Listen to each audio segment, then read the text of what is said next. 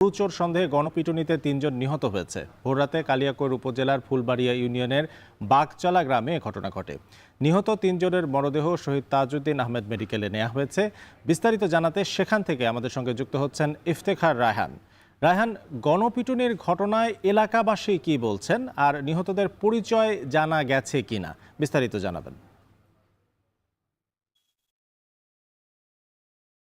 আরিফিন, কিছুক্ষণ আগে আমরা আসলে এই গাজীপুর শহীদ তাজউদ্দিন আহমেদ মেডিকেল হাসপাতাল মর্গে এসেছি এবং এখানে এসে আমরা যেই ৩ জন নিহত হয়েছেন গণপিটুনিতে তাদের ৩ জনের নাম কিছুক্ষণ আগে শনাক্ত করেছে পিবিআই এবং তারা যেই নাম দিয়েছেন তাতে আমার ৩ জনের নাম পেয়েছে। একজনের নাম হচ্ছেন আজহারুল ইসলাম, আরেকজন কৃষ্ণ এবং আরেকজন হচ্ছে সেলিম।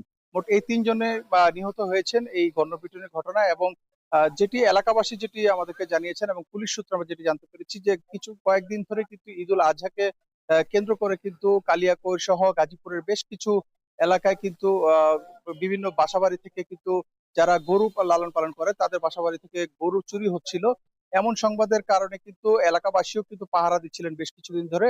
তারই ধারাবাহিকতায় গতকাল অর্থাৎ রবিবার দিন ভোর রাত 3:30 থেকে 4টার দিকে যে কালিয়াকৈরের ফুলবাড়িয়া যে বাগচালা গ্রামটি রয়েছে সেই গ্রামে 10 থেকে 12 জনের একটি চোর চক্র সেখানে একটি পিকআপ ভ্যান নিয়ে গরু চুরি করতে যায় এবং সেখানে আবু বক্কর নামে একজনের ব্যক্তির বাড়িতে গরু চুরি করতে গেলে সেটি বাড়ির এবং আশপাশের স্থানীয়রা টের পেয়ে চারদিক থেকে ঘিরে ফেলে এবং এক পর্যায়ে তাদেরকে ধাওয়া করলে সেখান থেকে কিন্তু বেশ কয়েকজন পালিয়ে যায়। তবে 3 জনকে এলাকাবাসী আটক করে এবং তাদের কাছ থেকে দেশীয় ছুরি, তালা কাটার সরঞ্জাম সহ বেশ কিছু আলামত কিন্তু জব্দ করা হয়। এক পর্যায়ে বিক্ষুব্ধ জনতা তাদেরকে গণপিটুনি দিলে 3 জনে কিন্তু গুরুতর আহত হয়। পরে খবর পেয়ে ফুলবাড়িয়া পুলিশ ক্যাম্প এবং যে কালিয়াকৈর থানা পুলিশ তারা ঘটনাস্থল গিয়ে মুমূর্ষু অবস্থায় কিন্তু যে গণপিটুনির শিকার 3 জনকে উদ্ধার করে গাজীপুরের শহীদ তাজউদ্দিন আহমেদ মেডিকেল কলেজ হাসপাতালে প্রেরণ করে এবং সেখানে আনার পরে কিন্তু কর্তব্যরত চিকিৎসক এই 3 জনকে মৃত ঘোষণা করেন।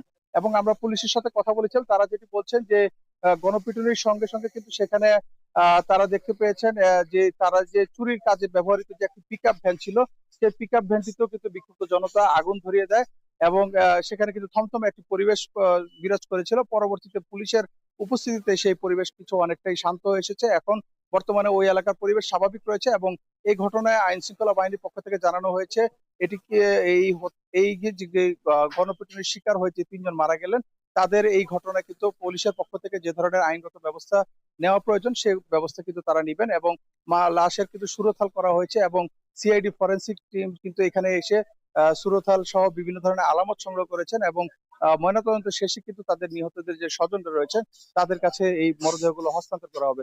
সবকিছু মিলিয়ে গাজীপুরের যে ঈদুল আজহাকে কেন্দ্র করে যে গরু চুরির সংখ্যা যেমন বাড়ছে তারই ধারাবাহিকতা কিন্তু আজকে কিন্তু এরকম একটি অনাকাঙ্ক্ষিত একটি ঘটনা ঘটেছে যার দরুন কিন্তু গণপিটুনিতে 3 জনের মৃত্যু হয়েছে। তো এই ছিল আমার কাছে গাজীপুর থেকে সবশেষ তথ্য।